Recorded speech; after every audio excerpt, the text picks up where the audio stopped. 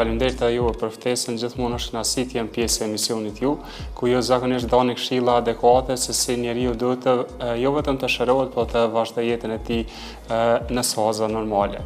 Unë jam Arbanes Maxhuni, fizioterapist me përvojë të gjatë pune. Fizioterapia dhe tek zhvillimet neurologjike ka rolin këç, për shkak se shumica e lëndimeve neurologjike apo dëmtimeve neurologjike hupin edhe funksionalitetin e gjymtyrëve të ndryshme të trupit tonë, si gjymtyrëve të sipërme dhe gjymtyrëve të poshtme. Fizioterapia është ajo e cila duhet ta rikthej funksionin e saj, duhet të fillojë të japë inervimin e cila nuk mund të vijë nga trurit, fillon të bën inervim në aty në pjesëve të cilat kanë mungesë. Pastaj ta rikthej forcën muskulare, të rikthej lëvizjet dhe të rifunksionalizoj përsëri personin se si ka qenë më herët. Nganjëherë edhe shkalla e dëmtimeve neurologjike varet se si do të rikthehet personi në jetën e përditshme. Domethënë gjithmonë ne duhet të jemi si ngjir i hapur me neurologun. Ai do jap këshilla pacientit, por nikosisht do na jap këshilla edhe neve si fizioterapeut se çfarë të bëjmë dhe cili do të jetë funksioni të cilin ne do ta luajmë deri në përfundimin e riabilitimit të tij. Ka probleme të ndryshme neurologjike. Dëmtimet e nervave gjithmonë futen tek problemet neurologjike.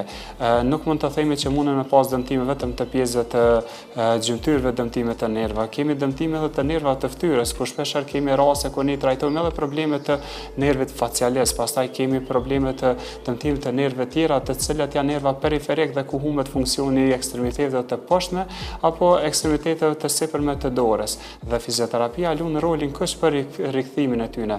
Rastet më të mëdha janë rastet e goditjeve në tru.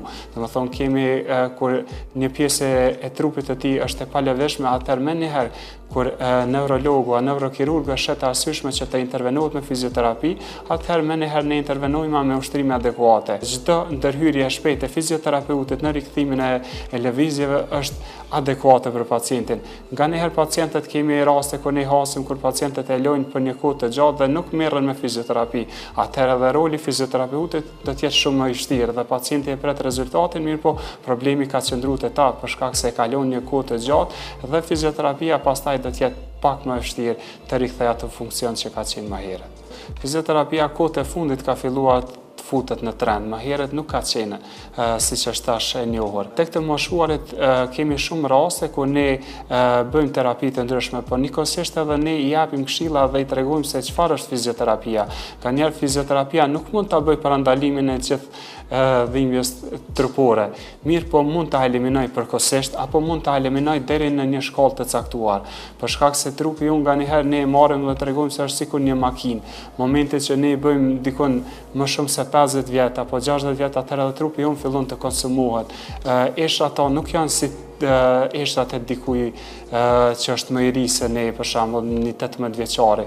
Ata kanë filluar të rrallohen brendësitë e tyre, kanë filluar të paraqitet sëmundje e osteoporozës, kanë filluar të paraqitet sëmundje e dëmtimeve të kërceve. Edhe atëherë është normale që regenerimi, po ashtu dhimbjet, po ashtu fizioterapia të lunë një rol që ta eliminoj plotësisht dhimbjen. Gjithmonë varet edhe nga mosha. Të moshuarit kohët e fundit kanë filluar ta kuptojnë rolin e fizioterapisë dhe kanë filluar të merren edhe më shumë me fizioterapi.